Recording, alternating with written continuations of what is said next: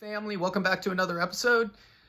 Start out with a shout out to all my audience. Thanks for subscribing. Met a great milestone. I got my first 100 subscribers. Doesn't sound like a lot. Definitely want to get a lot more than that, but definitely was a big milestone. So thank you for your support. Thank you for stopping by to check out what I have to offer and what I have to discuss. And welcome to anyone watching, Chiefs, Chief Petty Officers, Chiefs in Training, or anyone else willing to take time to sharpen your leadership cutlass. I'm Paul Kingsbury. I'm a retired Fleet Master Chief and author of the Chief Petty Officers Guide, 2nd edition. And like I said, thank you for joining me. If you're a first-time viewer, make sure you hit down there and hit that subscribe button and go back and check out some of those other videos. And as I mentioned, we just crossed the 100 threshold. So when I get to 200, I will be giving away a signed copy of the Chief Petty Officers Guide to one of those subscribers. So you'll make sure you want to subscribe and share this content. Also, leave me comments, right? I'll take it all. So if you like what you like, give me a like button and then give me comments, right? Share your experiences. What do you have to offer on the topic? What experiences do you have on the topic? But I'll also take a thumbs down too, but give me constructive feedback with it so I can improve and make better content, okay? So I'm pretty thick-skinned, but keep it professional and give me some good feedback, all right? And then also other resources I've got out there. You might want to check out the Cutlass Podcast and the Cutlass Leadership blog. You can check that out at my website at www.cutlassleadership.com. Whole bunch of resources there, including access to these videos and my podcast channel where I discuss a lot of this content. So, and then you can also get information on how you can get your signed copy of the Chief Petty Officer's Guide. So, all right, you ready? Let's get into the next topic. So before we begin with today's topic, I want to review the 5 kind of points of my framework that I've built this content around, whether it's a video, it's the podcast, the blog pieces I write. And this is based on my personal experience, things I've come to learn, things I've read about, and based on things I've seen, it kind of all has come together, and I find it very insightful and useful. So number 1, know and develop 8 power bases. Number 2, know and gain proficiency in using 9 influence tactics. Number 3, develop a strong suite of communication skills. And that's written, that's verbal communication skills, that's personal presence, that's online, all that kind of tools of communication that you can use. Number 4, learn about and use and apply situational leadership theory to help you best select the influence tactics best suited for the situation and the leadership style for the situation that best calls. And then number 5, solicit feedback from the people you work for, your peers, and the people that work for you to make sure that you get a sense of how effective your influence tactics and your leadership style and management approaches are being, okay? So those are the 5. Today we're gonna jump into another one of your power bases. To date, I've covered several. So we talked about position power, we talked about your expert power, your personal power, and how they develop your credibility and your competence, and basically how that relates to trust, and how your teams will start to develop buy-in you and move you beyond just being a positional leader. We've talked about information power base. We talked about reward power, using things like praise and organizational tools of reward like medals or letters of recommendation, things like that. So today we're going to go the other side of that, and we're going to get into the what I would call the stick or the hammer side of leadership, and that's your coercive power base. And today we're going to dive into 10 tools that you've got in that coercive power-based toolbox. Now I know it sounds bad already, right? Coercive power, and we always like to lead in a positive way, but this is a tool that you're going to have to learn to use as a leader, okay? So when you use coercive power, there's going to be a time when you use it. You're not going to step off using this kind of stuff, but you are going to have people in situations where they're not going to respond to your other influence tactics and your other approaches. Maybe their attitude's gone off. Maybe they just don't give a damn, frankly. And you try to, you've used performance coaching, you've used performance feedback, you've tried mentoring, you've tried all these kind of more positive, softer approaches, and they're not working. So then you are going to have to shift to using influence tactics that are based with coercive power. And we'll talk about that a bit, okay? Because ultimately what you want to do is you want to compel this person, you want to be able to gain compliance, and you want to get the behavior and the outcomes that you want, whether it's an attitude or whether it's work performance or what have you. So some people aren't comfortable using this, and that's another reason I think it's important to talk about it. If reward power is the ability to shape and empower influence tactics that are based on giving people things they want and recognizing and praising them, then coercive power could be considered your ability to influence people with tools where you threaten to impose costs or threaten to remove things that they want. So that's what it's about. And it can vary in form, right? It can be something as simple as a facial gesture and how you look at someone, right? And we use this a lot with our kids, right? Sometimes all it takes is a glance when they're doing a bad behavior and a look in their direction, and then they stop that behavior because they know that look implies there's a follow-on cost that could come if they don't change the behavior. And then it can range all the way up, right? Like we're going to talk about, you can use things like performance counseling and other tools of influence that you've got in a leadership or management position to influence behavior or withdraw privileges or, impact career progression and things, and ultimately terminate employment, all the way up to the high end of stuff you're going to see, right? If you're a fan of YouTube, or not YouTube, but Netflix, and you're watching Narcos or you're watching one of these murder shows, right? There's people that will threaten, bribe, and coerce with the threat of death or, just some heavy-handed stuff. We're definitely not getting into that. That's not the realm we operate in.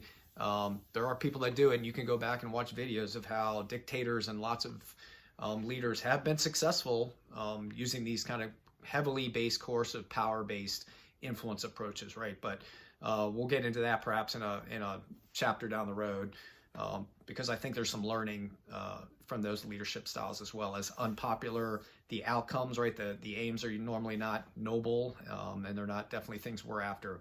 But these leaders that use those coercive power tools are successful in their own goals and objectives and getting large bodies of people to do what they want or need them to do. So again, this is not a fun area of leadership, but you've got to learn to do it, because I'm telling you, it can be very time dependent when these situations arise. And many times when you're going to have to give kind of more professional feedback with coercive power tools and threaten to impose cost or impact a career or something like that, you're probably going to have observed those behavior over a matter of time.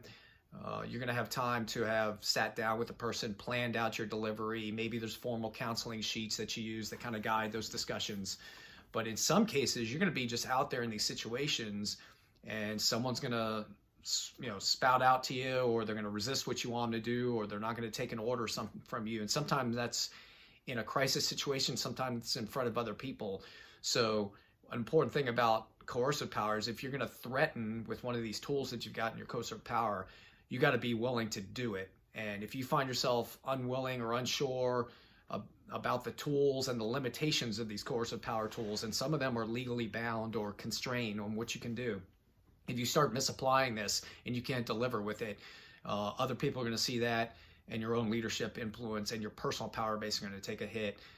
And the next time you try to do this, your credibility is not going to be as pronounced. So it's been my experience, and I've seen lots of situations where people try to step off and threaten, and they don't fully know the tools, or they use the wrong tool for the situation. So we're going to get... All right, so here are 10 things that you can use in your coercive power base. And we're going to go. So number 1, expressing disappointment or withdrawing your approval. Okay, and this is something, again, that, knowing your people before you use these is very important, right? And in many cases, this is just, hey, I'd be so disappointed if you did this, or if you did this thing, I would be unwilling to or unable to support you in whatever endeavors you're doing, okay? And you see these kind of things thrown around. Parents use this a lot. You've probably seen it used maybe in politics and other areas, but that is one aspect that you can use, is this, withdrawing of, you're showing disappointment in people and withdrawing. All right, let's get into number 2. Let's talk a little bit about a thing called fear of the unknown. And this is one that I've seen parents use.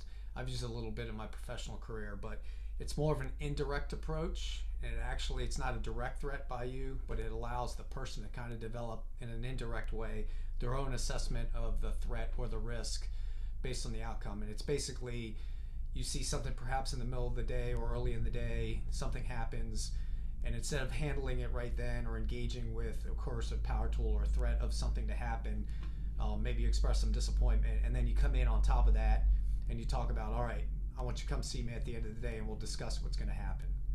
So you give them time to simmer on it, and in many cases, well, depending on the person, you'll see that they'll have the opportunity to sit there, think about their actions, and perhaps they'll find time before you even plan to meet them, and they've already come up and developed a remediation plan. So based on that fear of the unknown, the things that you could do, some people will internalize that, and they'll react to that, and they'll correct the behavior as they need to, okay? All right, a third thing is, and again, as we go through, remember, your tools are things that you can use to threaten, right? But you can actually use them eventually too when you get into punishment or negative discipline. So you've got to be ready to use these things. So I'm going to package a lot of these as the potential to do the following things. So another tool you've got is directive performance counseling. Okay, and this is going to be later on in the process. So I don't know if I've talked about it on a video. I've talked about it on several of the Cutlass podcast episodes I've talked about. We always start with forms of positive discipline first. And these are things like education, counseling, training, coaching, positive performance feedback, that day-to-day engagement to get people to do the things you want them to do or to develop competence or a positive attitude. But when you go through all those things, you've done training, you've done education, you've coached, you've tried to use all these forms of positive discipline, and for some reason they're not responding or their attitude is off, then you're going to start to shift to more negative discipline or more directive counseling.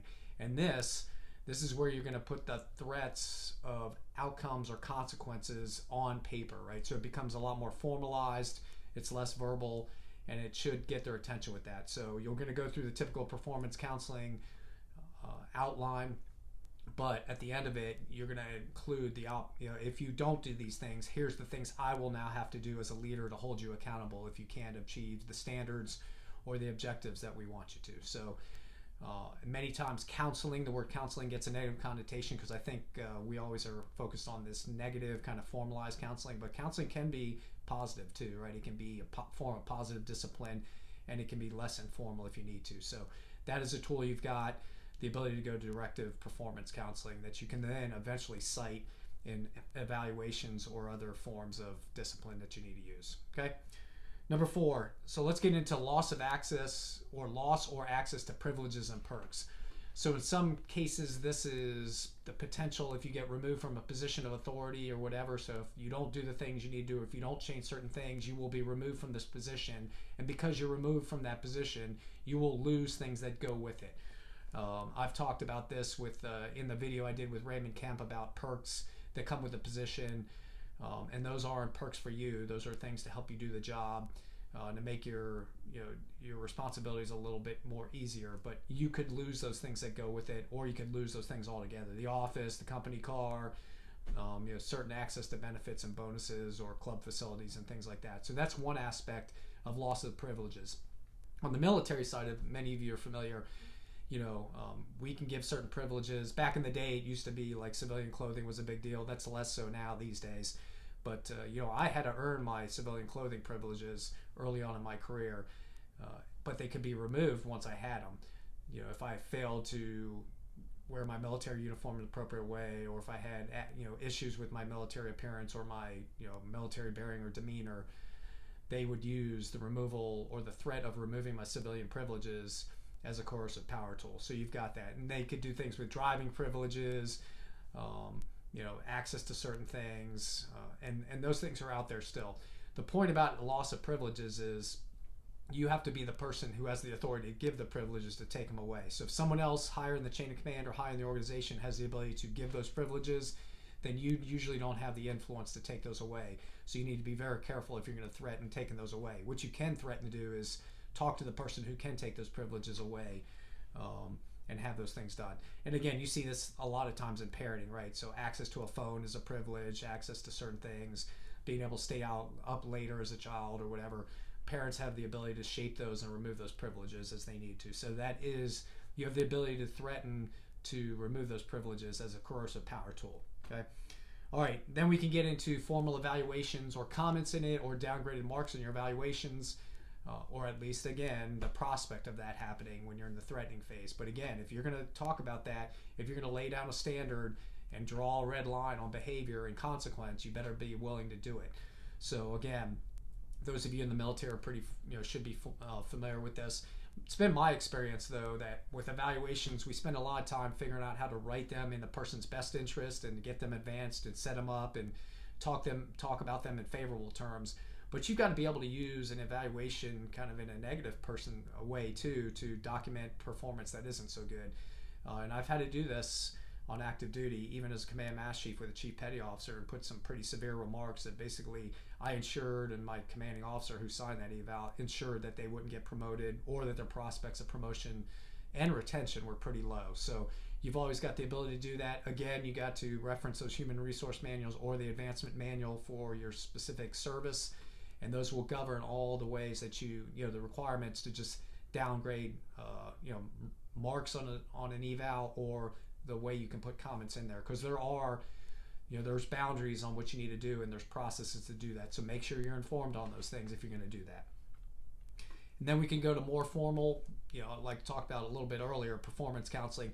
You can get to more formal methods of that. So you can get to things like letters of caution. You can get to things like letters of caution or letters of reprimand, letters of instruction. These are more formal things that carry more specific direction. So it fully identifies, and they're usually signed by someone higher up in the chain of command, like the commanding officer at this point. So again, it's an escalation at this point of the threats and the pressure that can come for lack of performance, and the impacts it can have on your professional career. So these are very outlined. You failed to do this, because of that the consequences are this. Here's what you need to do to correct that performance, and if you don't do the following things within a set timeline, here's the things that'll happen. You'll either be removed, right? One of these other things that we've talked about. You can lose your qualifications, you can lose your position, you'll get an eval, you'll get a special eval, whatever it is.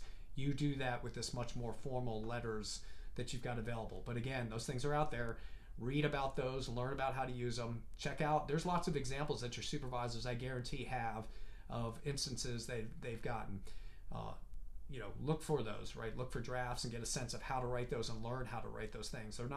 None of this is, no one likes to do this kind of stuff, but you got to be able to do it, and no one gets any pleasure out of doing it. Well, I'm sure there's people that do get pleasure and they get their own issues, but for most people, when you get into these kind of coercive power tools, there's not a good feeling that you have to do them, but you have to be able to do them, okay? All right, then another thing you've got is the potential withdrawal of qualifications, certifications, security clearances, and things like that. So again, a lot of those things are based on demonstrated competence, right? You've certified and you've qualified to standards, but they also have a tie to your personal character as well. So if you find that you're slipping in these areas, your supervisors or you as a supervisor seeing other people slipping in certain areas of professional or personal behavior, you can threaten that, hey, if you continue this on, I'm going to have to disqualify you. You may lose your certification. In professional fields, lawyers can be disbarred, doctors can lose their licenses.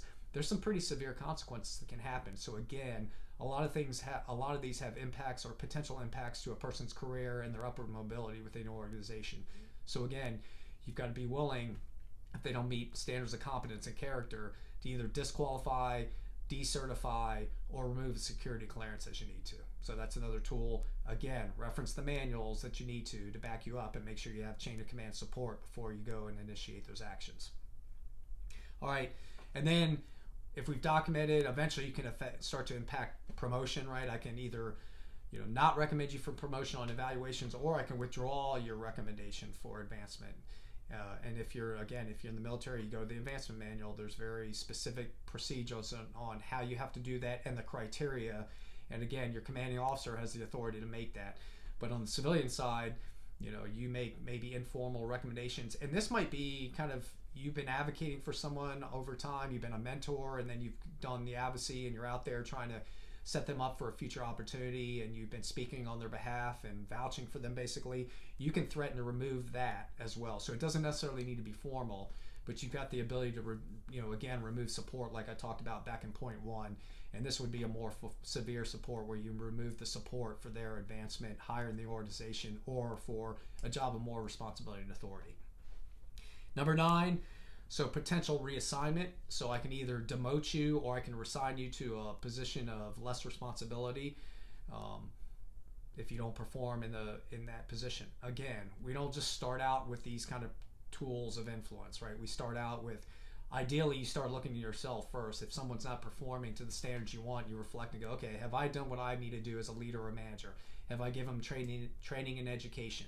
Have I worked through the situational leadership model, right? So did I delegate to them too early? Did I give them more responsibility and decision-making power than they really had, that they were mature enough to handle from a competence and character standpoint? Maybe it started with you over delegating or misdelegating to someone, or you didn't give them the tools to succeed. So once you've satisfied all that they've done that, and then you've engaged with coaching or supporting as they've moved along, you've engaged with positive performance counseling, and then ultimately you don't see the behavior change that you want, or there's an attitude that's gone sour and that you just can't seem to fix for some reason. This is where you can really recommend to pull them out of that position of responsibility authority. Perhaps you've delegated too much. You'll have to undelegate, perhaps pass those responsibilities on to someone else. Or in the military circumstances, if I've got your orders to go somewhere or assignment, in many cases, there's duty that you can do that you have to qualify for, and you have to maintain some standards to do that. So I can delay that reassignment, or I can take those orders away from you. Again, read things like the military personnel manual on the Navy side, or whatever your specific service manual is. There's human resource policies on that, but that is a thing that you can do as a leader or a manager. And then finally, at the worst case, you're getting into we've worked through all these things, even all these tools of coercive power that you've got. You've worked through them all. You've done an escalatory kind of approach. You've started with verbal counseling, or you've went to written, or you've tried some of these other things, fear of disappointment, the threat of removal of privileges, and the behaviors or the attitude just doesn't change. Then you're going to get into, hey, we're probably going to cut you loose at that point. So in the civilian world, you can terminate a person. In the Navy, it takes a little more, right? Your commanding officer, normally a sailor's going to go to non-judicial punishment, perhaps courts martial, depending on the egregiousness of the offense. If you start getting into, breaking laws and criminal activity, you're going to bring a courts martial then. And then ultimately you can get a person recommended for a separation. If you're going to administratively separate them, that's going to have to go before an admin board. And again, this is the time, if you're a first, second class petty officer or higher, do you know what the admin separation process is, what it entails, what that involves? You should know that. In many cases, again, your commanding officer is going to make that recommendation or going to make that decision, but you're going to make the recommendation. So you need to understand what the long-term effect is, what the process is, because not only are you recommending that, you still should be advocating for the person and guiding them through that process and helping them understand the thing that you just got recommended for, what the potential outcomes are, and what they can do and what their resources are to prepare for that. So those are the 10 things that you can do. Those tools are there. There's other things you can do as well, but those are the 10 that I think if you've got those tools developed in your tool bag, you're going to find that you've got the ability to use a pressure tactic pretty well. And again, you can use these coercive power tools in many ways, right? I can use it as an inspirational appeal. Like, I know you can do so much better than this. I don't want to get in a position to have to do whatever these things we just talked about. Or rational persuasion. Hey, sit down with me. I want to talk to you about here's where your behavior leads to, right? Do you understand the outcome, right? And you just talk to people in a very straight up way and explain with facts and figures what can happen, and you're trying to use these softer, I would call, less, pressure based influence tactics to get them to change their mind. Perhaps you use a coalition tactic, right? You sit down with someone who's been there and done that and then went through it and go, hey, sit down with me and Joe over here, and let's talk you through this. Or, hey, Mary had this experience, she went through this. Let her explain how she decided not to do that. So you can use your connection power and leverage the experiences of others to try to influence people. So again, these tools are tied to your positional authority. So you've got limitations on what you can do. So again, you got to sit down and really take inventory of like, hey, if I had to use pressure today or threaten something today, what are those things that I have the ability to do? But then you need to understand what your boss has the ability to do, because you're going to be in the position to make recommendations higher up the chain of command to do that. So in the military, for example, a commanding officer, again, we can ultimately, if our personal influence tools aren't working, we can now reference that to non-judicial punishment and let people with more coercive power in the chain of command do things that we necessarily can't. So they can, if I now take you non-judicial punishment or courts martial, right? Let's just start with NJP. Now the CO can reduce you in rate. They can restrict you to the ship. They can fine you, right? Those are things that your average person can't do in the military, but they can. And these are getting into pretty severe things. When you start taking people's pay away, you really start to impact their personal life. And it's not to say they didn't deserve it, but these costs that you're imposing now have an impact not just on the person, but on a person's family and frankly on where they are in Maslow's hierarchy, right? You might even drive them down. So you've got to really understand when you're making these recommendations what potential impacts they can have on the people that are receiving them.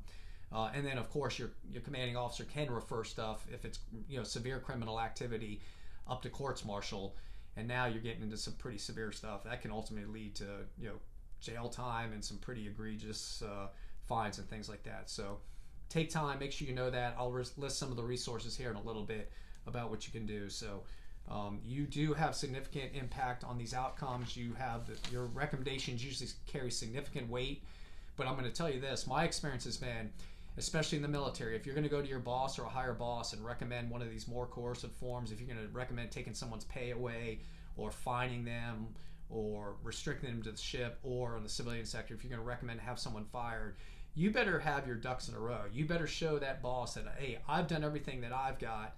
I've used all my tools of influence that are available to me. Here's when I did them. Here's how I used them.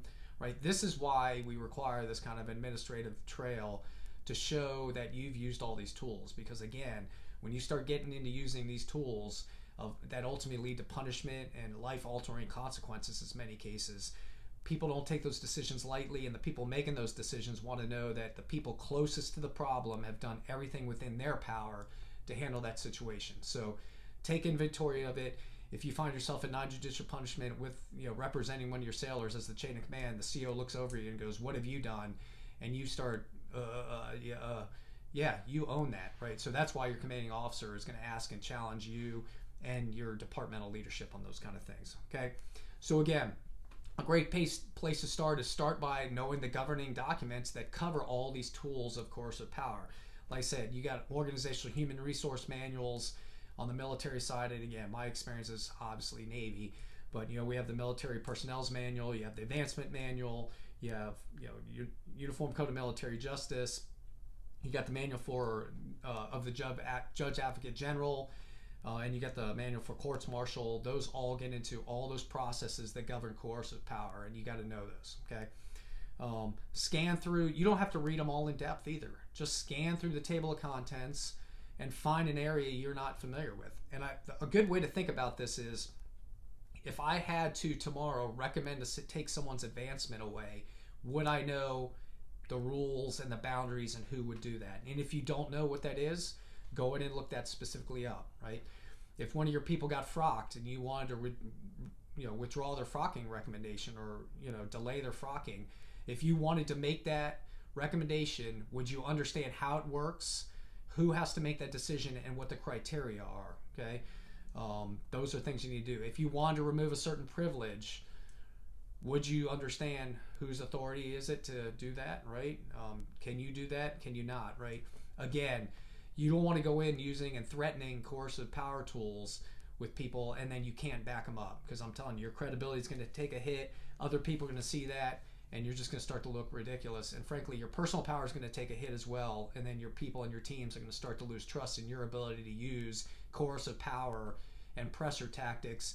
It's not that they don't think you can't or won't use them, but they want to make sure you're going to use them in a consistent and fair way as well. Okay, so that all speaks to your personal power. So I'll probably get more into things like negative discipline and kind of specific outcomes or specific situations in a later episode. But I think for now, I've offered you a lot on coercive power and the tools. Hopefully I've given you something to think about. I want you to take inventory of those things. Think about them. Like I said, if you just question all the things that you've seen done to you, or that you may feel the urge that you want to do, the first things you have to go back and, number one, have I done everything I need to do as a leader or a supervisor to have fulfilled and set that person up for success doing the things they need to do? The training, the education, the positive discipline, the coaching, the performance counseling, working through the situational leadership model, right? Properly delegating. If you feel good about that and you've worked through those things, then you can go through in a very progressive way these tools of coercive discipline.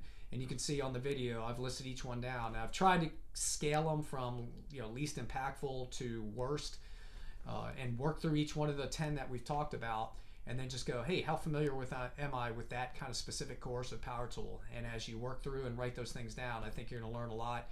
You're going to go in those manuals. You're going to figure out how to, for example, adjust. How do you make negative? When and how do you downgrade a person in an evaluation, or how do you write those negative comments in a professional way in an evaluation? So, okay, again, I hope you found this episode useful. There's several other resources you've got. So in the Chief Petty Officer's Guide, Chapter 2 and Chapter 6 cover it. So Chapter 2 is the fundamentals of power and influence. It talks very briefly about the power and influence model. And then Chapter 6 is called Carrots and Sticks. So I talk in there about using reward power and the reward power tools. And again, people respond much more favorably to tools of praise and reward power than they do the threats. But there are that resistant group that you're going to have to be able to use threats and those sticks with. So check out Chapter 6 of the Chief Petty Officer's Guide. And then also Cutlass Podcast episode number 19 that was titled How to Use Punishment When You Need to. Again, I had a guest on. We talked through this whole chapter as well. So you've got great resources. If you read the Chief's Guide, this video, listen to the podcast, I think that's about all you can, that I can offer you at this point. And then, from time to time, I'll probably recircle around on this topic. I'll weave it into other situations I might blog about and other things. So again, I think I've given you some stuff to reflect on. So take what you learned, reflect on it, grow, and then go out and make a positive difference in the personal and professional life of the people around you. And I'll see you in the next video.